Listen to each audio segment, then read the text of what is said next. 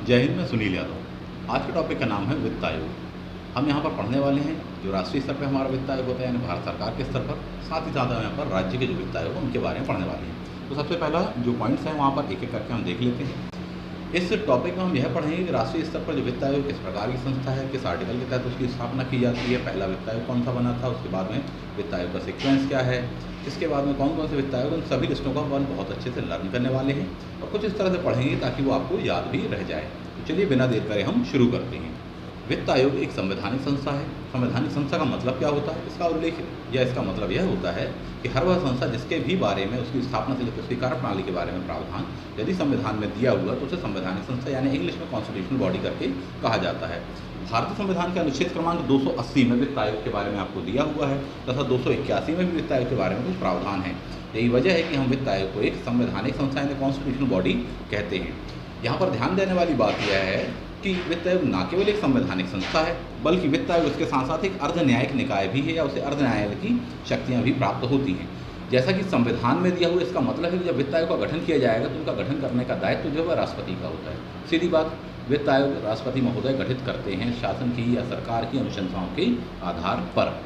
Article 281 में दिया हुआ उनसे संबंधित अनुशंसाओं के बारे में 1951 में 22 नवंबर को 1951 में संसद ने एक अधिनियम पारित किया था जिसे वित्त आयोग अधिनियम करके कहा जाता है। उस अधिनियम के तहत ही वित्त आयोग को वर्तमान में शक्तियाँ प्राप्त होती तथा उसी के अधीन वह कार्य करते हैं। ध्यान देने वाली बात है 1956 में इस अधिनियम में संशोधन किया गया है।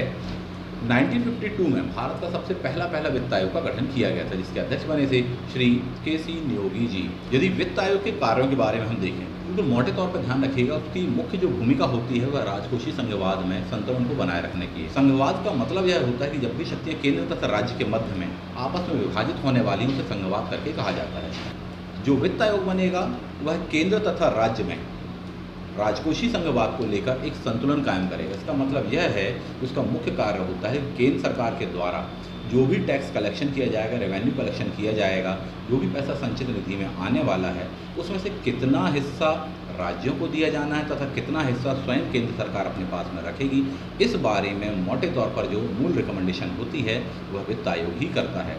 वित्त आयोग के सदस्यों के बारे में प्रावधान क्या दिया, अध्यक्ष के बारे में प्रावधान क्या दिया हुआ, उनकी योग्यताएँ क्या होती हैं।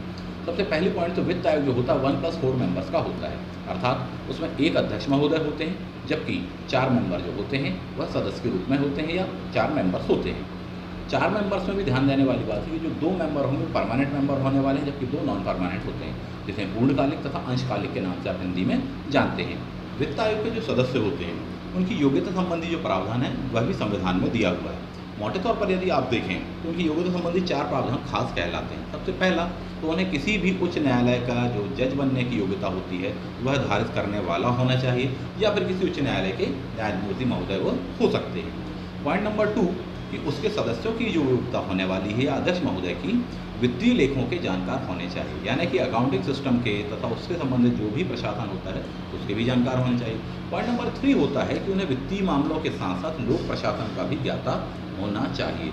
15 वित्त आयोग अब तक भारत में बन चुके हैं। सबसे पहले बना था वित्त आयोग जो हम देखेंगे प्रथम वित्त आयोग के नाम से जाना जाता है, 1952 में बना था। उसके अध्यक्ष थे श्री के.सी. नियोगी जी।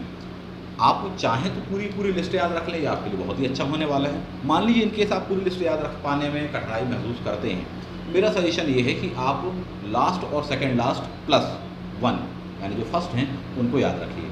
चलिए मान लीजिए कि हम वो पूरे ही याद रखना चाहें, आप लिस्ट में देख पा रहे होंगे, आप उनके सरनेम से याद रखिएगा। साथ ही साथ जो सुर मैं आपको बता रहा हूँ आप सुर में याद रखने का प्रयास करिएगा, आपको बन जाएगा। आप सिंपल सा याद रखिए नियोगी संथानम चंदा राजमन्नार। ये 4 जैसे मैंने आपसे कहे तो सरनेम भी कहे मैंने आपसे, नियोगी संथानम चंदा राजमन्नार, ये आपसे कहा। ये चारों के सरनेम ये बिगनिंग के आपके 4 हो जाते हैं, ठीक है। उसके पश्चात में हम देखेंगे तो अगले 4 कैसे आएंगे, त्यागी, रेड्डी, शैलट, चौहान। तो इसका मतलब है कि 5वें नंबर क्या होंगे, त्यागी, और उनके बाद में कौन आएंगे, रेड्डी, और उनके बाद कौन आएंगे, शैलट, और उनके बाद में कौन आएंगे, चौहान। वहाँ पर आपको ऑप्शन तो दिए जाएंगे ना, हम सरनेम के साथ में मैच करते हुए उन्हें ऐड कर लेंगे।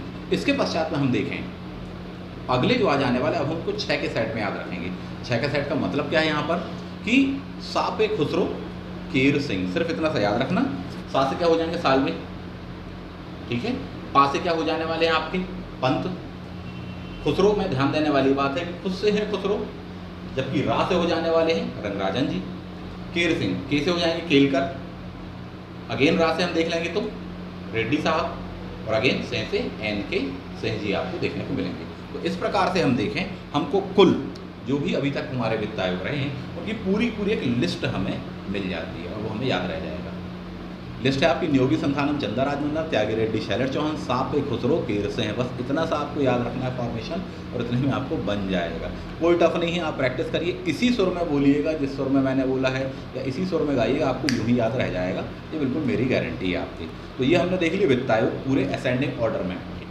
इसमें जो अगेन आपसे पूछ लिया जाएगा रिकमेंडेशंस के बारे में पूछ लिया जाएगा। एक वित्त आयोग 500 पेज की रिकमेंडेशंस देते हैं, यानी इतने सारे पॉइंट उसमें हो जाते हैं साहब। ठीक, क्या क्या याद रख पाओगे? मोटी रिकमेंडेशंस आप याद रखिएगा, जितने पर यहाँ चर्चा की जा सकती है वो मैं आपको बता रहा हूँ, अति महत्वपूर्ण पॉइंट। 14वें वित्त आयोग की सबसे महत्वपूर्ण सिफारिश थी, जो कि वाई रेड्डी जी की अध्यक्षता में बनाया गया था, कि राज्यों का जो हिस्सा है पूर्व में 32% हुआ करता था, उसे बढ़ाकर उन्होंने 42% यानी 42% करने की रिकमेंडेशन की थी, और सरकार ने इस बात को माना भी है। पॉइंट 1। पॉइंट नंबर 2, उनके पश्चात में 15 नंबर का वित्त आयोग गठित होता है, और 15 नंबर का जो वित्त आयोग गठित हुआ है उन्होंने उस 42% को 1% घटाकर 41% करने की रिकमेंडेशन की है। तो ये थोड़ी सा करंट का डेटा है, आपको इसे याद रखना चाहिए। यहाँ पर 2 आर्टिकल आपके लिए सबसे खास महत्वपूर्ण होने वाले हैं कि वित्त आयोग, यदि पूछा जाएगा आपसे कि पंचायतों के लिए वित्त आयोग का गठन संबंधी प्रावधान कहाँ पर दिया है, वो यहाँ पर दिया हुआ है। जबकि नगरीय निकायों के लिए वित्त आयोग का गठन संबंधी प्रावधान कहाँ है? This is your answer. आपको इस पॉइंट को याद रखना है। मध्य प्रदेश राज्य वित्त आयोग का गठन किया गया है 1994 में। इसमें हो सकता है एग्जामिनर आपसे डेट पूछ लें। 17 जून 1994 को मध्य प्रदेश के प्रथम राज्य वित्त आयोग का गठन किया गया था। इस पॉइंट को ध्यान रखिएगा। अब तक मध्य प्रदेश में कितने के वित्त आयोग गठित हो चुके हैं? तो कुल 5 वित्त आयोग अभी तक गठित हो चुके हैं। मध्य प्रदेश राज्य वित्त आयोग की एक लिस्ट हम देख लेते हैं। अब यहाँ पर अगेन प्रश्न आता है कि इतने सारे नाम आप कैसे याद रखेंगे? तो ध्यान दीजिएगा, वित्त यानी होता है पैसा। जब पैसा किसी ने दिया होगा तब आपको शीतलता महसूस हुई होगी, और जब पैसा मिल गया होगा, जेब में आया होगा, तब आपको हिम्मत आई होगी। क्योंकि पैसा जेब में होता है तभी कॉन्फिडेंस होता है, पैसे की मात्रा घटती है तो कॉन्फिडेंस भी कम हो जाता है।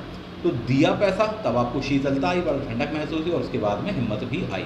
तो सबसे पहले वाले जो होंगे वो दिया, यानी 2 बार वही रहे, डॉक्टर से सो दिया। सेकंड नंबर पे शीतलता आई, तो शीतल सहाय जी हैं, उन्होंने सहायता के रूप में शीतलता दी। और उनके बाद में दोनों बार आपको कौन मिलते हैं? हिम्मत को उठा लीजिए मिलते हैं। तो बहुत एक सिंपल वे में आप इनका सिक्वेंस याद रख सकते हैं, दिया, शीतल को, ठीक, हिम्मत। इस तरह से आप पॉइंट को चाहें तो कोड करके भी याद रख सकते हैं। तो यह आपके हो गए मध्य प्रदेश राज्य के वित्त आयोग की एक लिस्ट। एक बार हम इसको समराइज कर लेते, जितना हमने पढ़ा है वित्त आयोग केंद्रीय तथा राज्य स्तर पे। केंद्रीय स्तर पर आर्टिकल कहाँ दिया हो? तो 280 नंबर पर आपको दिया और 281 में दिया हुआ है। कौन नियुक्ति करते हैं? तो राष्ट्रपति महोदय करते हैं। कार्यकाल कितना होता है? तो 5 वर्ष का होता है। सदस्य कितना होते हैं? तो अगेन 5 होते हैं। 5 का आपको देखने को मिला, एक अध्यक्ष प्लस 4 सदस्य मिलाकर, 2 परमानेंट, 2 नॉन परमानेंट। आर्टिकल 281 में क्या दिया है? रिकमेंडेशंस के बारे में दिया कि राष्ट्रपति महोदय को भी अपने रिकमेंडेशन देते हैं तथा राष्ट्रपति ही उनकी रिकमेंडेशन को संसद के दोनों पटलों पर रखवाते हैं। तो ये पॉइंट अपन को ध्यान रखना है। वित्त आयोग से संबंधित जो शक्तियाँ हैं उनके निर्माण करने संबंधी प्रावधान है, उसकी शक्ति संसद को दी गई है। 1951 में अधिनियम पारित किया था, अगेन 1956 में आपने उसको संशोधित किया है। भारत में अब तक कुल कितने के वित्त आयोग रहे हैं? तो 15, 5 या 15। पहले केसी योगी, जबकि सबसे लास्ट में वर्तमान में कौन है? एन.के. सिंह जी हैं। 14वें नंबर से आप चाहें तो देख सकते हैं, या फिर मैंने कोड क्या बताया है? योगी संथानम, चंदा राजमन्ना, त्यागी रेड्डी, शैलेश चौहान, सापे खुसरो, कीर सिंह। इस तरह से करके बना लीजिएगा। तो ये हो गया आपका केंद्रीय वित्त आयोग तथा उससे संबंधित महत्वपूर्ण प्रावधान जो हमने देख लिए। किस प्रकार की संस्था है? कॉन्स्टिट्यूशन में है तो संवैधानिक संस्था है। अगेन बोला जाए तो अर्ध न्यायिक इसको शक्तियाँ भी प्राप्त हैं। हाँ, एक पॉइंट और भी आप याद रख सकते हैं, सदस्यों तथा अध्यक्षों की पुनर्नियुक्ति हो सकती है। ऐसा कोई प्रावधान नहीं क्योंकि पुनर्नियुक्ति नहीं की जाएगी। तो इस वाली बात को भी आप थोड़ी सा याद रखिएगा। इससे संबंधित कोई प्रश्न तो आप कमेंट बॉक्स में दे सकते हैं, पूछ सकते हैं, मैं उसका उत्तर दूंगा। ध्यान देने वाली बात यह है कि ऑफलाइन तथा ऑनलाइन क्लासेस दोनों में ही एडमिशन यहाँ पर ओपन है। आप चाहें तो यहाँ पर रेगुलर क्लासेस ज्वाइन कर सकते हैं। बहुत ही अच्छी क्लासेस हैं, बहुत अच्छा प्लेटफॉर्म प्रोवाइड कराते हैं। यहाँ पर बहुत सी फैसिलिटीज़ हैं, नोट्स वगैरह सारी चीज़ें आपको बिल्कुल कहना चाहिए कि बहुत ही अच्छे मिलते हैं। एज़ पर सिलेबस मिल पाना जो कि बहुत ही मुश्किल होता है, वो चीज़ें आपको यहाँ पर मिल जाती हैं।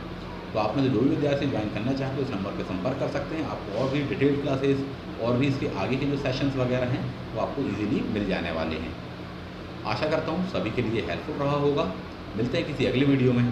Thank you. जय हिंद।